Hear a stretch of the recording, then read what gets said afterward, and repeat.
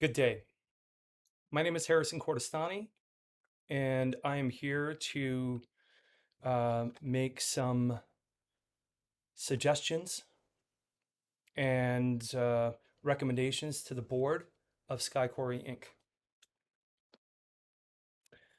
Dear members of Sky Quarry, to begin with, as you know, I've spoken with all of you with regard to the climate emergency and having been vested with the power to make some great suggestions or suggestions that I believe will be integral for the company.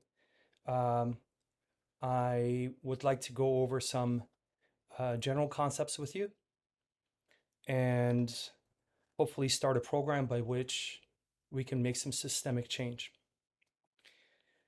As all of you have agreed, we have to shake any type of denial and apathy with regard to the climate emergency. And we have to do more than just survive, but we have to thrive and be agents of change for a an industry such as oil and gas that is systemically at the base of so much of the problems of the climate emergency. We have to create models of accountability that can be followed by organizations, cities, states, and whoever, individuals who can be inspired by our change. We have to start talks across lines with our competitors, with people who we disagree with politically, with anyone who is uh, made aware of that emergency, hopefully by us. At Sky Quarry, the climate emergency is really something that informs and guides our process. As you know, we started the company based on a concept of waste to energy, taking waste products and creating energy from them instead of having them be in landfills. And that's the real impetus for the company's innovations. Strategically, the company has to not just rest on that concept and laurel, where by definition it's creating more carbon based fossil fuels that go back into the stream of commerce. We need to do this by engaging seriously. And one of the factors that I want you to consider outside of just the people in this room or the people in the company is the overall stakeholders that we must be engaging with. Now, that word might not seem immediately familiar, but that includes everyone across the value chain that we deal with. That includes distribution, logistics, and transportation partners that we deal with. That includes our sourcing partners and where we get the feedstock currently from landfills. It includes lawmakers in local, state, and federal, and even global stage.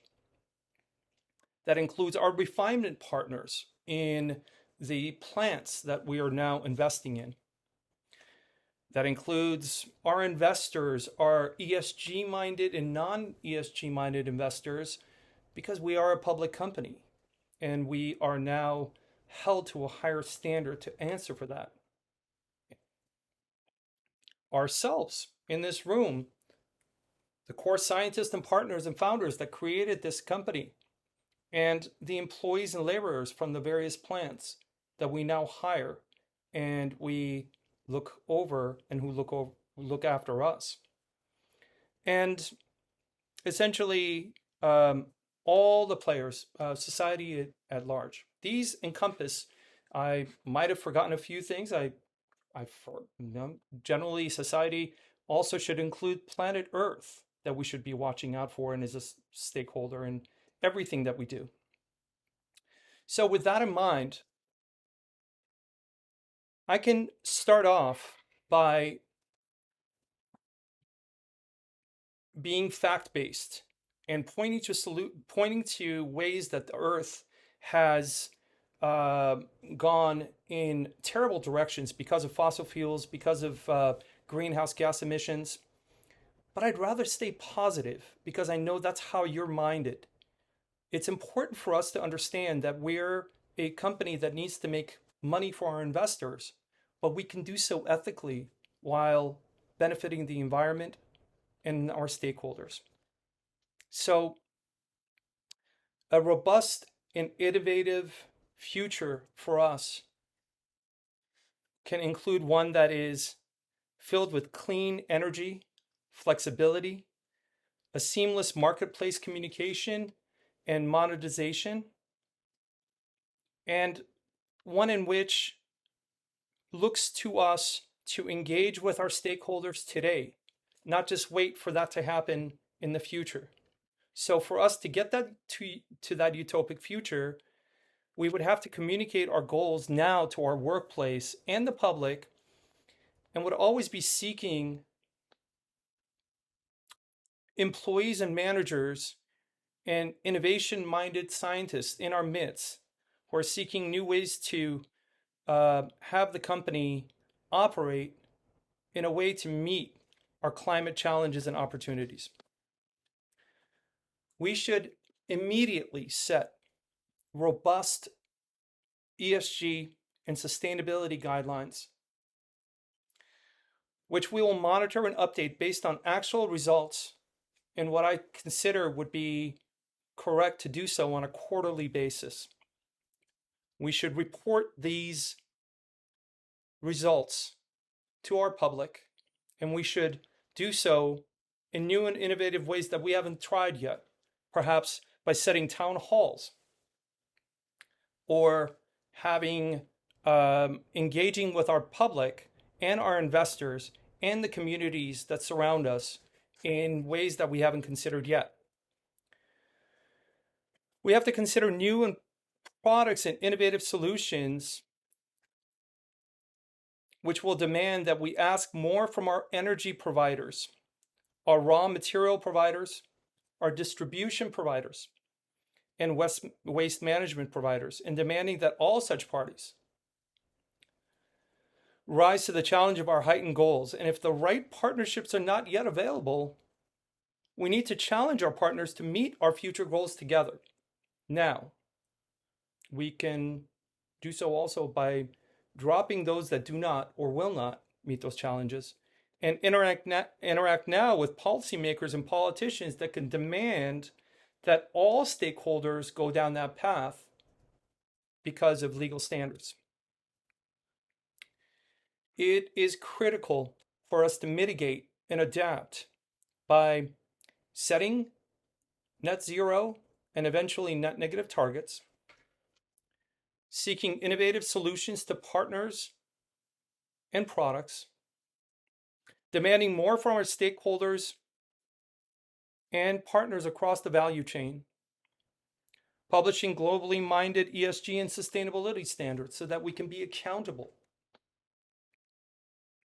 setting town halls and public forums as a way to drive engagement, backing environmentally wise candidates for office whenever possible. Right now, we operate within California, Utah, and Nevada. That's significant. And driving corporate culture so that drives systemic change through time internally within the company, as the workforce's ethos can infect their own communities, towns, and cities. The company strongly believes that the marketplace will react favorably to these strong policies and environmental action. We believe that because we've discussed it in this boardroom, how our success in going public was specifically because of our process of changing rooftop shingles into bitumen and asphalt.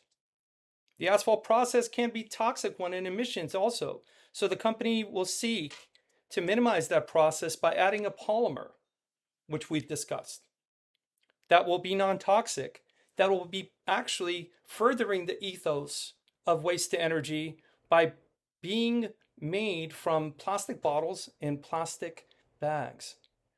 And thereby, when added to asphalt, minimizing the emission process and making the asphalt last longer.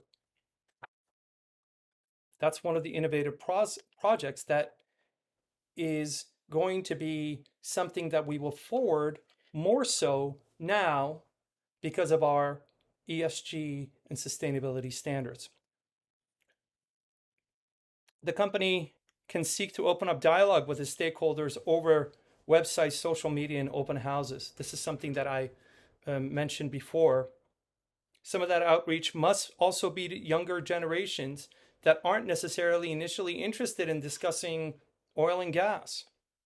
We have to further the messaging for interdependence, regeneration, and the circular economic thinking. Other ways that the company can reach its goals is to seek out impact based, ESG minded investors. When we show our plans to the myriad of funds that are simply looking for these type of investments, we will be successful. We can't be held back because of the financial elements that creating new policies will create for us. Innovation will be the driving ethos of the company to force that change.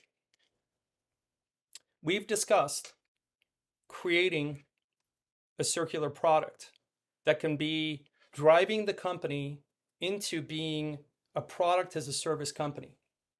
Instead of just taking rooftop shingles and doing nothing else but to separate it and creating more fossil fuels,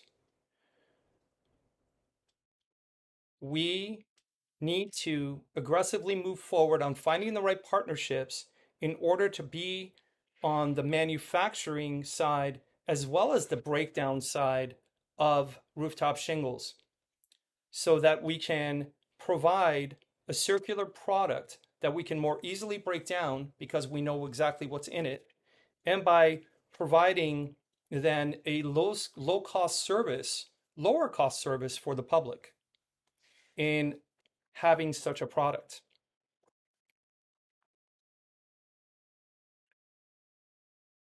So having these new products by which the same results are derived for the end user, uh, we can also find things that are important because the end user needs insulation from heat and cold. Much like how textiles are now derived from vegetation and fruit bark, we must look to growing alternatives that can be strengthened by perhaps hemp or graphene, which are all natural and can help vast areas become agriculturally sound and to help fight emissions further, whereby by putting those elements in the circular roof product, we can achieve the same means without having to only be including a carbon product, a fossil fuel product that is going back into the marketplace. Also, as to the asphalt front, the company knows that asphalt, cement, and concrete are standards for paving, but we must ask ourselves why. And if we can't possibly gain some of those same results by new innovation that can add certain gravels to graphenes that are byproducts of our systems that can perhaps create new ways so that we can create lower emission standards for creating paving.